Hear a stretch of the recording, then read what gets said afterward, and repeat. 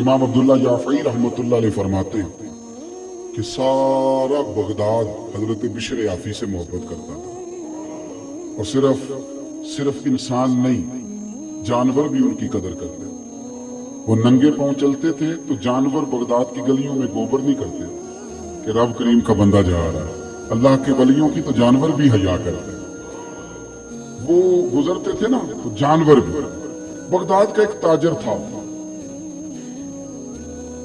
جب اللہ تعالیٰ کسی کو مال دیتا ہے نا تو وہ بندہ سیانا بھی ذرا زیادہ ہو جاتا ہے دوسروں سے، اس کی سارا دن نا مشورے دینے میں اس کا وقت گزرتا ہے، علماء کو بھی مشورے دیتا ہے۔ وہ کہتا ہے اس موضوع سے جمعہ پڑھایا کرو، اس لیے کہ آج کل اس موضوع کی ضرورت ہے، کیونکہ 50,000 جو دیتا ہے مسجد مثال کے بعد۔ تو میں کہتا ہوں اکثر کہ تیرے پاس پیسے نہ ہوتے تو پھر میں پوچھتا تجھ سے مشورہ کون لیتا ہے؟ اپنی حیثیت کا تعین کرو، کس چکر میں پڑ گئے؟ سارا دن مشورے دیتے گزر جاتی، اللہ نے اپنے فضل سے نواز دیا، بس کرو، سب سے تو سیانا۔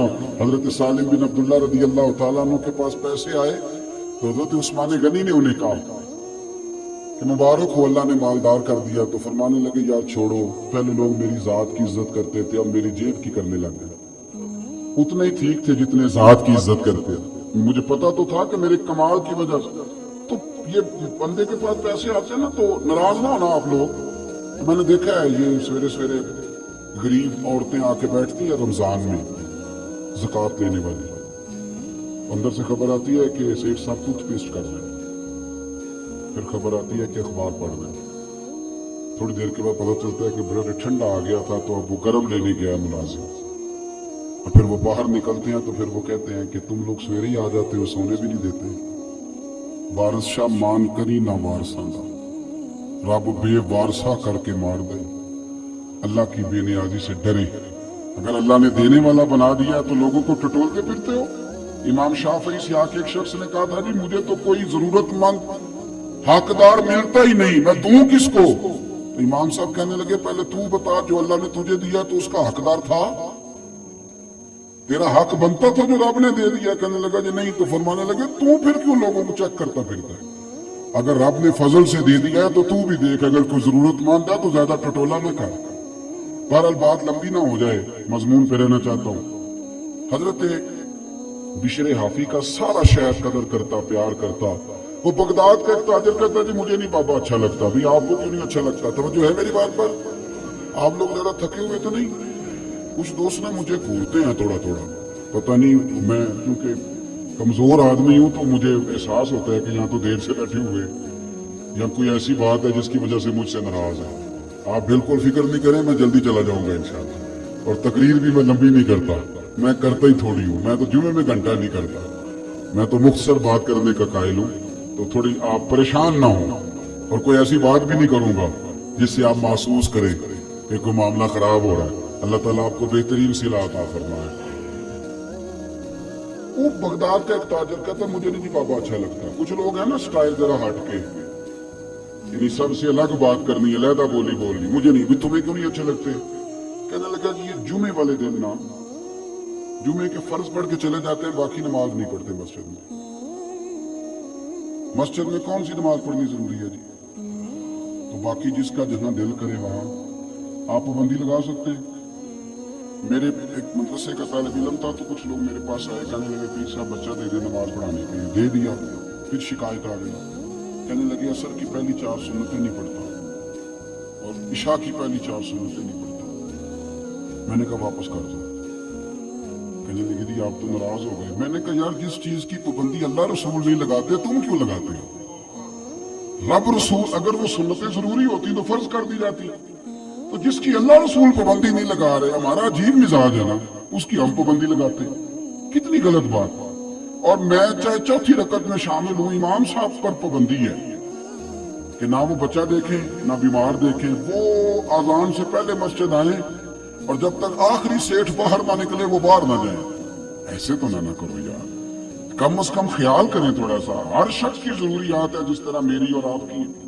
وہ کہتے تھے یہ فجر پڑھ کے نا فرض جمعے والے دن چلے جاتے تھے، باقی نماز نہیں، مجھے اچھا نہیں لگتا۔ ایک دن ایک بندے نے سمجھایا اس تاجر کو کہ یار تو اس اتنی سی بات پر ایک بزرگ پر تنقید کرتا ہے، اور ہمارا مزاج ہے 99 خوبیاں ہوں گی، ایک خامی ہوگی پر ہم خامی کا ذکر کریں گے، حالانکہ انسان ہے، ایک خامی تو رہے گی، خامی کا ذکر کریں گے۔ ایک دن جب بڑا سمجھایا تو تاجر کہتا ہے میرے دل میں خیال آیا پتہ تو کروں بابا جاتا کہاں ہے جمعے کے فرض پڑھ کے۔ کہتے ہیں حضرت کے ساتھ میں نے جان بوجھ کے ان کے ساتھ نماز پڑھی، جب وہ فارغ ہوئے تو وہ جلدی سے نکلے تو میں بھی تھوڑا چھپ چھپ کے پیچھے پیچھے ہوا۔ بغداد کی ایک دکان سے انہوں نے نان خریدے، میں نے پھر بدگمانی کی، میں نے کہا اوہو پیر صاحب کو بھوک رستا ہے، اس لیے سنت بھی چھوڑ دی، نوافل بھی چھوڑ دی۔ پھر وہ آگے گئے تو انہوں نے کباب ہوٹل سے کباب لیے تو میں نے کہا ان کی عمر دیکھو اور ذائقے دیکھو، پھر بدگمانی کی۔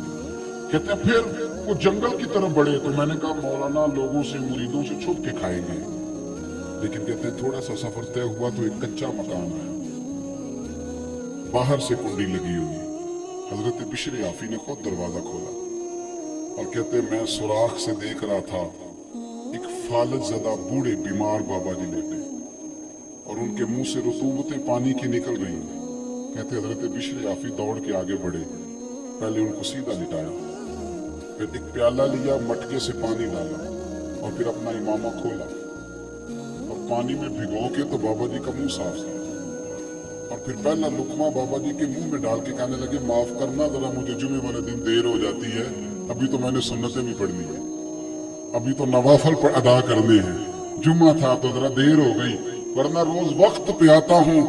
وہ شخص کہتا ہے میرے وجود کے رونگٹے کھڑے ہو گئے، میں کیا سوچتا تھا اور بن کیا گیا، اور فرماتے ہیں پھر وہ بیمار بزرگ وہ بولے اور کہنے لگے بشر یافی میرے تو اپنے بھی مجھے چھوڑ گئے اور 14 سال ہو گئے ہیں تو میری 2 وقت کی روٹی لے کے آتا ہے، میں پتہ نہیں زندہ لاش کب تک بنا رہوں گا، تو کب تک آئے گا، خدا کے بندے تو ہیں ہزاروں اور بنوں میں پھرتے ہیں مارے مارے، میں اس کا بندہ بنوں گا جس کو خدا کے بندوں سے پیار ہوگا۔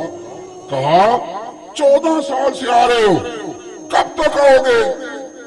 جناب بشر یافی نے اپنے ہاتھوں سے بابا جی کے یہاں سکون سے اور پھر فرمانے لگے آج کے بعد یہ لفظ نہ ادا کرنا کہ جو سارا شہر میری عزت کرتا ہے اور جانور بھی قدر کرتے ہیں تو یہ میرے چلنے اور وظیفوں کی وجہ سے نہیں ہے، میں آپ جیسے لوگوں کی خدمت کرتا رہتا ہوں تو رب نے مخلوق کے دلوں میں میری محبت پیدا فرما دی، محبت پیدا کر دی۔ وہ کہتے ہیں کھانا کھلا کے حضرت بشر یافی باہر نکلے تو میں قدموں میں بیٹھ گیا، میں نے کہا مرید کر لے، کہنے لگے ایک شرط ہے، توجہ ہے میری بات پر، یہاں کرامت ہوتی بھی نہیں تو لوگ فیس بک پہ دے دیتے ہیں کمپنی کی مشہوری کے لیے، کیا تماشا ہے، جو باتیں چھپانے کی تھی وہ بتا رہے ہو، یہ کیا بگاڑ دیا تصوف کا رنگ، جڑے محرم راز حقیقت نے وہ تے راز حقیقت کھول دے ہی نہیں، کہ جنہ ویکھیا نہیں وہ کرن گلاں، جنہ ویکھ لیا وہ تے بول دے ہی نہیں، وہ تو بات ہی نہیں کرتے، وہ تو حضرت بشر یافی فرمانے لگے ایک شرط ہے اگر تو نے میرا مرید ہونا ہے، تو وہ کیا فرمانے لگے یہ جو تو نے دیکھا ہے نا میری زندگی میں کسی سے بات نہ کر دو، یہ میری شرط ہے۔ پھر فرمانے لگے یہی تو چند نیکیاں جن کے سبب اللہ قیامت پہ رحم فرمائے گا، یہ بھی لوگوں کے سامنے لے آؤں۔ وہ شخص کہتا ہے جسے میں سمجھا کرتا تھا نا کہ یہ ان کا گناہ ہے، وہ ان کی سب سے بڑی نیکی نکل آئی۔ بہت ساری جگہوں پہ ہم سمجھ کچھ رہے ہوتے ہیں اور نکلتا سوچ صاف کریں، اچھی کریں، جو جس مقام پہ ہے اسے وہاں وقار دینا سیکھیں، عزت دینا سیکھیں۔ دوسری اصلاح معاشرہ کے لیے میرے ذہن میں جو بات ہے وہ یہ ہے کہ زندگی میں نا خودداری پیدا کریں، خودداری، یہ جو آج مزاج بن گیا نا دوسروں کے مال پر نظر اور کسی کا ہاتھ تھام کے راتوں رات بڑا ہونے کی کوشش، اس سے باہر آ جائے گا۔